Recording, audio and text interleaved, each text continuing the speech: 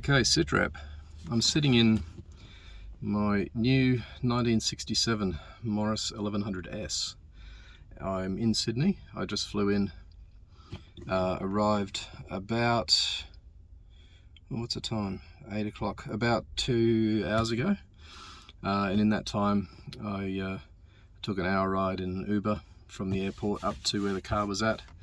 There was all a bit of a debacle because the flight was delayed for an hour, and as it was, I was asking the owner of the car to go a bit above and beyond to wait for me. She needed to leave for work at 7:45, and I got there at 7:55. After a lot of hustle from the Uber driver, he really pulled his finger out, which was good. So what I've done is I've gone to Super Cheap Auto, which is a auto parts shop, and I've got enough tools, just basic tools, to ensure that I don't have any trouble. I've got a few other little supplies like insulating tape and some metal putty, some RTV and things like that, just in case I have to, for example, take a thermostat housing off and get rid of the thermostat,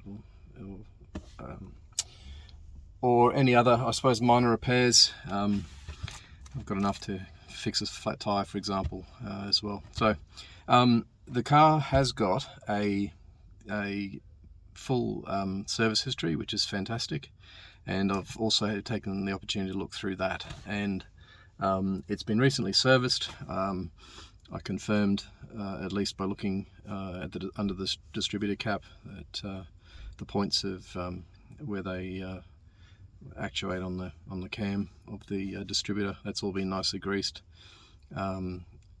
She spent a lot of money in the past year just on little bits and pieces, and of course making sure that it's been serviced for her. Lovely lady, in her mid-50s. She bought the car about a year ago at auction. It was to kind of fulfill a bit of a dream of hers of getting back into a little Morris that she had when she was a teenager, but unfortunately life caught up. I'm not sure whether she said her father or her mother is in a respite care, and also her uncle or aunt, I'm not entirely sure, but she's got two very close relatives that she's been looking after, and she just hasn't had the opportunity to drive it. So this trip, me being in Sydney, I'm actually making my way across to Perth, so I've allowed myself about a week. I haven't been out on the highway yet, so I don't know how this thing performs. I'm not going to push it. It's going to be nursed across to Perth, and given my experience on the motorbike, where I was doing sort of 90, 95, that's the sort of speed that I'm going to be going at in this thing. Initial observations: it's got a seat that's not bolted down properly, so it's a bit wobbly. That same seat on the driver's side is caved in, so I'm sitting right down Italian driving style. You've got to, unlike my Mini, which is a 67 Mini, same year as this one, you don't have synchro on first gear on this one, so you've got to come to a complete stop to get into first. The handbrake doesn't really hold that well. I've had to do a pretty hairy sort of a hill start with a Sydney driver behind me, right up my tailpipe, and that was interesting. I stalled it, and then when I got it going again, I had to give it, I had to ride the clutch pretty hard because of the handbrake situation. So that wasn't that great, but yeah, it's a beautiful little car. It's in wonderful condition. It's been really looked after, and fingers crossed, early days, fingers crossed, we'll drive it gently, won't push it too hard, and it should do us proud.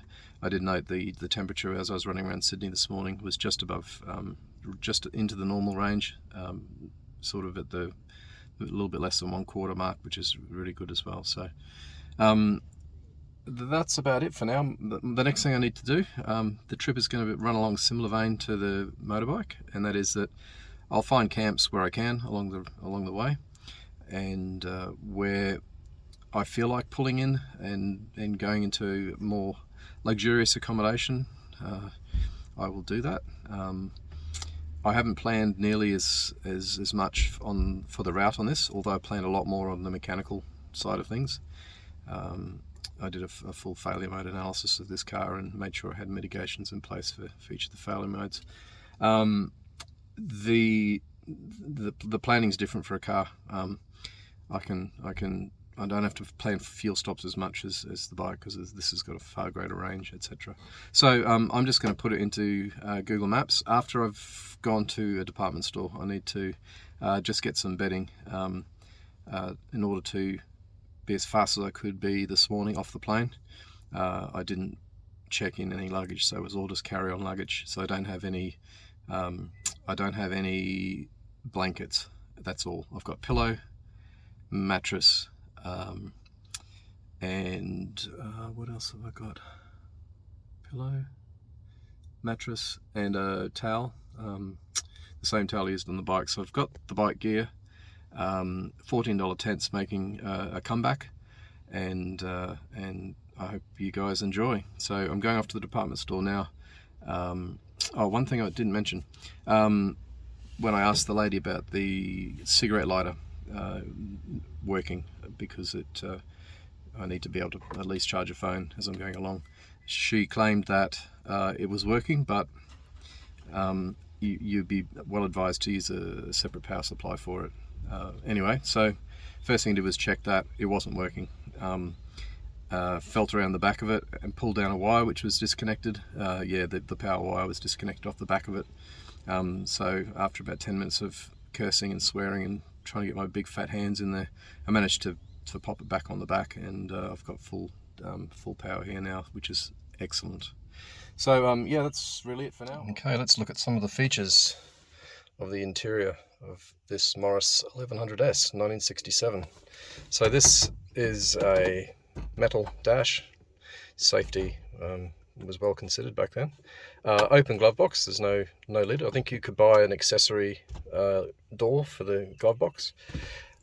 Cigarette lighter, 4-speed gearbox, kind of a gangly stalk. Bearing in mind you could fit 3 across here, and the person in the middle would have to straddle the gear shift. So this is our choke. This no doubt looks different from UK version. These were uniquely Australian. This labelling here, I don't believe that was on the English one. So choke, ignition lights, they're a 2 position. This one has the driving lights wired up to the parking lights, which is interesting.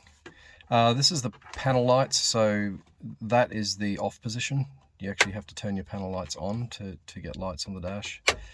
This is the wiper washer. I believe in 67 it would have been like a diaphragm push, squirt, squirt, squirt like that, but this is a electric motor. And 1-speed wipers. The indicators on the stalk, so I'll give you a quick demo of that.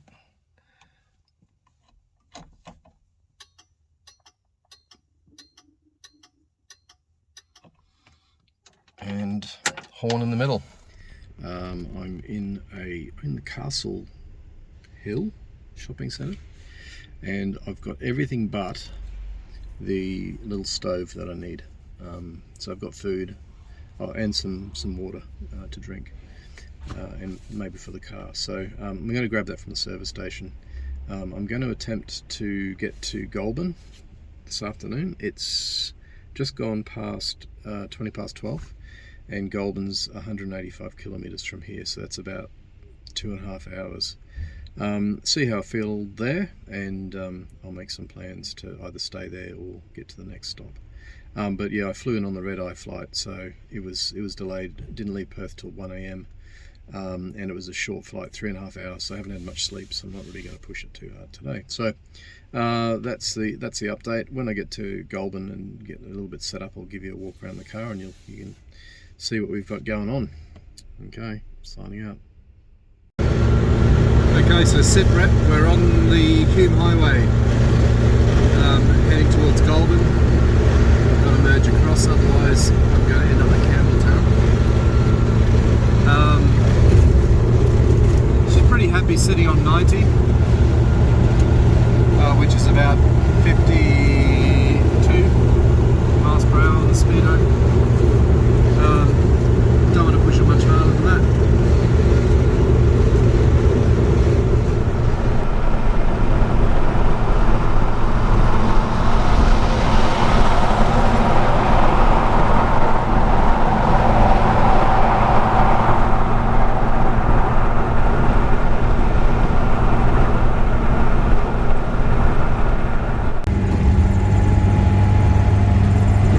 Sidrap, we're about 150 kilometres in. Everything's going pretty well.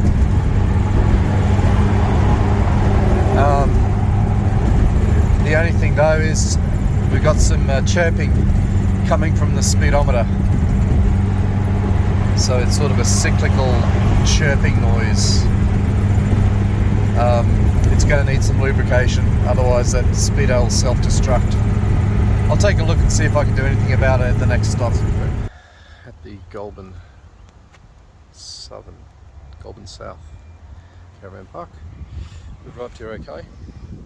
Not sure where I'm going to put the tent. I'm just going to maybe drop it down there somewhere. We've got a powered site. It's going to be cold tonight. So I've grabbed an extension cord and a heater as well. I'll flip over to the car. Promised you I'd give you a bit of a walk around. So it's a 1967 Morris 1100S. What distinguishes the 1100S from just the normal 1100 is that it's not an 1100. It's got the 1275 engine in it, so it's more or less a 1.3 litre overhead valve 4-cylinder 4-speed. Just like the Mini, its gearbox is in the sump, and Alex is honest with the styling engineering on this. So each wheel at the corners, very space efficient design. I've been just sitting on 90 kilometers an hour, preserving, well, not only preserving but learning the car first and foremost. I'm just going to open this bonnet if I can remember how to. It's up here.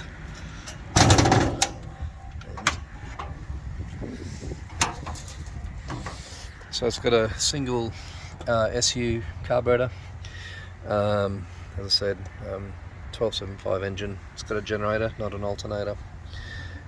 Pretty straightforward though. But for those of you who aren't familiar with the A series engine, particularly in the Mini and the Austin 1100, Morris 1100 guys, you do have the gearbox directly beneath the engine for space saving.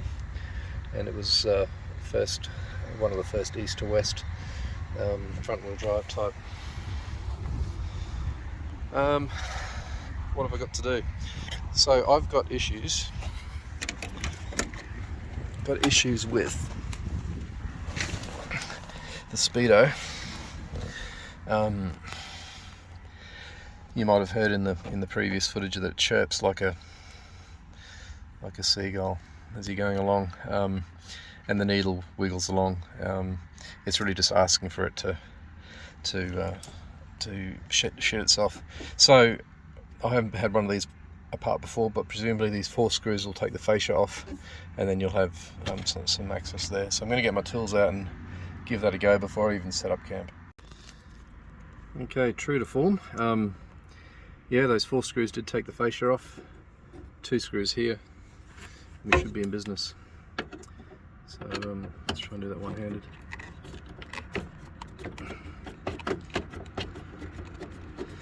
Things we have to do. I just didn't want to have to crawl under the car and try and disconnect the speedo drive, create an oil leak, etc. I'm doing that. Yes, it's going to be chilly tonight. It was 11 degrees when I arrived. It's only 3 in the afternoon, and we're going to go below 0 Celsius.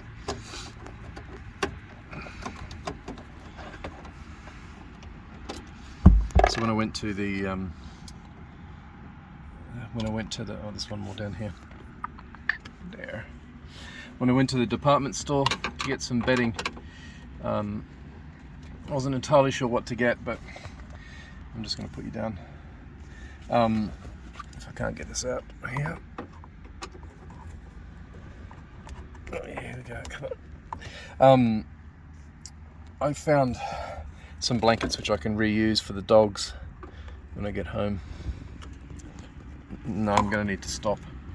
Tell you more about that later. I'll just sort of tell you really quickly about this little kit that I bought. I was agonising in the car parts store about the right set of tools to get, which wasn't going to cost a whole lot of money and duplicate a whole lot of tools that I've got at home. So after I'd been busy shopping for some insulating tape, so I'd filled up the trolley with insulating tape, adjustable spanner, knife, also a pliers set. I came across this, and so really all I've done is supplemented this kit with a socket set, and hopefully that will keep us out of trouble. The trouble with these kits is they're all metric these days, and this car's Imperial, so there's not a hope in hell of getting the right tool. So yeah, this was fairly cheap. It was only 20 bucks or something, and it has everything I think I need, including this Phillips head setup so that I can get into that tight screw. Alright, so it's going pretty straightforward so far. So I've been able to get the Speedo drive off the back of the Speedo. So moving over here, this is all it here. It looks like it's been previously lubricated with some sort of a grease. I'm tempted to actually dive in a bit deeper and see what's going on here, because all I've got to do this job is some graphite. I didn't really want to put. I'm going to give the graphite a go first. Hey, what's the worst that can happen? I might even take it for a drive, just assembled like this, and see if it is the this component here. Alright, so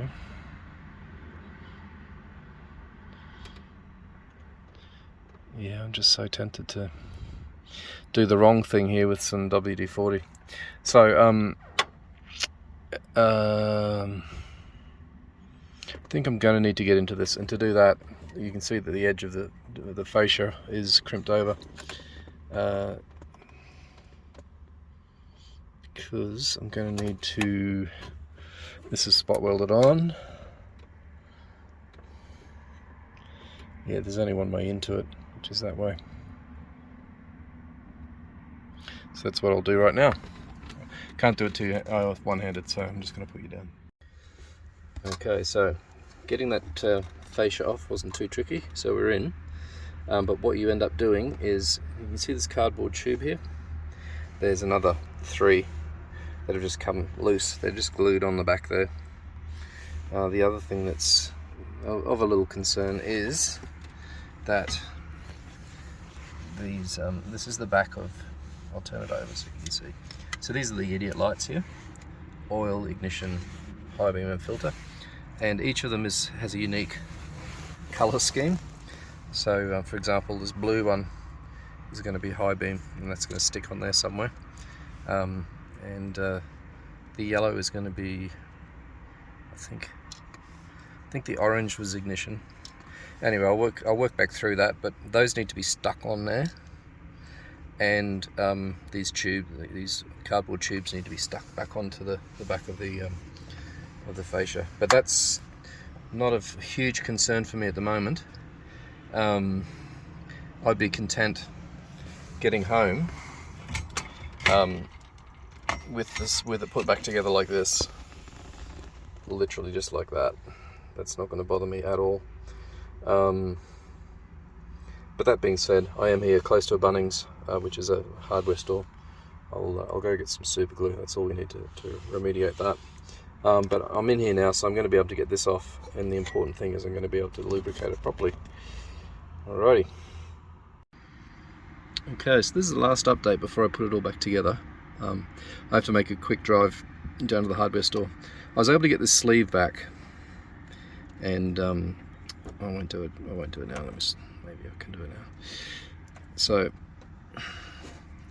okay, so you can see I was able to get plenty of graphite into there.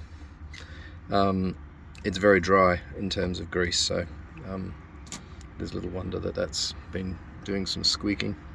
And at the same time, I managed to get into the back of the speedometer, and I've got a whole chunk of graphite in there that's going to get forced in when I tighten that little coupling up. So what I'm going to do now is I'm just going to put it all to one side. It's a bit of a mess here, but put it all to one side. Put my little cardboard bits here. Don't want to lose any of that cellophane. That's literally cellophane here. So put that. Sorry about the camera work here. So that'll sit there. I'm just going to go drive. It's about 650 meters down to the local hardware shop, and I will get some super glue so I can finish this job fairly expeditiously. Right, so I'll leave you there, and we'll get it all packed up and ready to go. Okay, so when I hold it up against the sun, you get a good sense that the ignition's red, oil and filter orange, and your high beam is blue. Looking good. I bought some microfiber towels, so I'm going to give this a good clean up. It's a bit dusty, and I was actually able to get the glass lens off, and you can see it's probably never been cleaned before, so good opportunity to get in there and give it a good clean. Okay, get down and get back to it. Alright, so we've got the cardboard tubes back over those globes, providing that tunnel effect to the cluster on this side. Now I'm just going to let it dry a little bit and just super glue those on there. Some are a bit dicey. You can imagine cardboard doesn't super glue particularly well, but it just has to hold in position until it goes up. So yeah, now it can go back together. Looks good. Yeah, well folks, we're back from the test ride. It's all buttoned up and back together, and it is cured. The seagulls have gone. The needle doesn't bounce anymore. It's reading a true speed. It doesn't flick up and down. Yeah, so there's no risk of snapping that speedo cable or having the speedo self-destruct, which is really a good outcome. So that's good. One last thing I'm going to do before I pitch my tent is I'm going to take a look at the front suspension on the drinker's side here. It's got some pretty decent clunking going on. I just want to make sure that there's not too much play in ball joint or something like that. The last thing I want is a ball joint collapsing and sending me spearing off the road. So that's what I'll quickly do now. Okay, I've got the wheel up off the ground, and I can confirm we have some play. And we go in behind. Feast your eyes on this EV joint. Not sure if you can see that, but there's movement in that. It shouldn't be there, so I'm going to take the cotter pin out and give us a bit more on that nut. Let's see how that treats us. Alright, almost out of light, and I thought I might just get cooking on some dinner. I'm going to have a beef stir fry. So I've got a little stir fry kit here, got some beef. A minor omission was that I went to the department store today and I got what I thought would be good cooking utensils, just a little mess kit, but that's the size of my hand. It's tiny. I'm gonna have to maybe do the stir fry veg in there and the beef in there, and then just plate it up separately.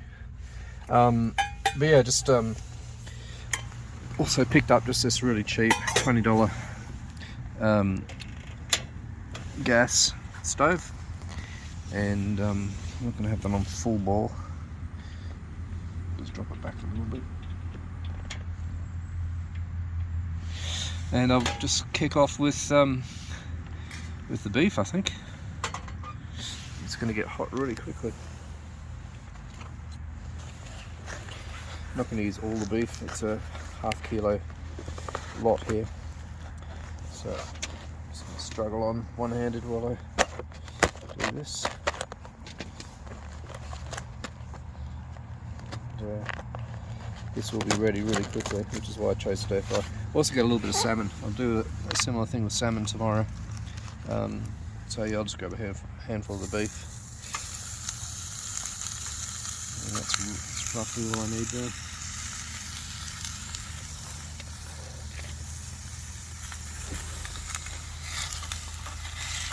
I didn't get any oil, so it's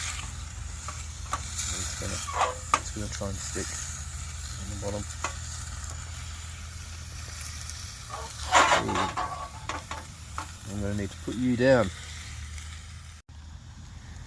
I'm not sure what happened with the light situation before, but we're literally 5 minutes, not even 5 minutes, 3 minutes after I shut you down last time. I've browned off the meat and I've just tipped it on top of the veg. The veg is underneath it there at the moment, and it's going to get cooked through, and then I'll just stir it and serve it up back into the pot I cooked the beef in. So that was quick and easy. Love it. So this is the final sit rep for tonight. Dinner was really good, surprisingly good. It was the first thing I'd eaten today. I just get so caught up in what I'm doing that I just genuinely forget to eat. So yeah, really enjoyable. I picked up a little ceramic heater. You can see that just the light on it down there. I'm currently sitting in the car, just having a quiet glass of wine. There's no chair in the tent, and the $14 tent has got no headroom, so I'd rather just sit here with the heater on and enjoy that. It's plugged into the mains power. I've got a powered side here.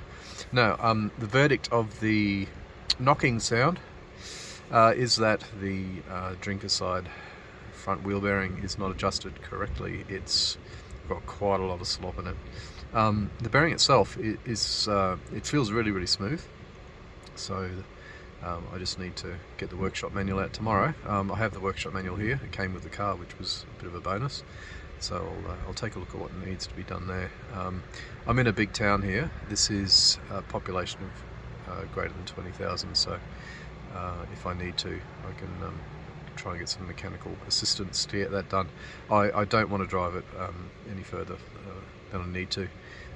It is quite a heavy clunking noise. I actually thought it might have been a really bad ball joint, but no, it's certainly a bearing, so it needs to be addressed. So I will do that tomorrow. So I'm going to sign out. I've done all the washing up and got my bed ready. I actually had to turn the heater off. It was in the tent for a little bit, for only about a minute or two. It just got too hot, so I had to bail out and come into the car where I can control the ventilation a bit better. So anyway, I'm going to keep you updated tomorrow with how things go. Good night.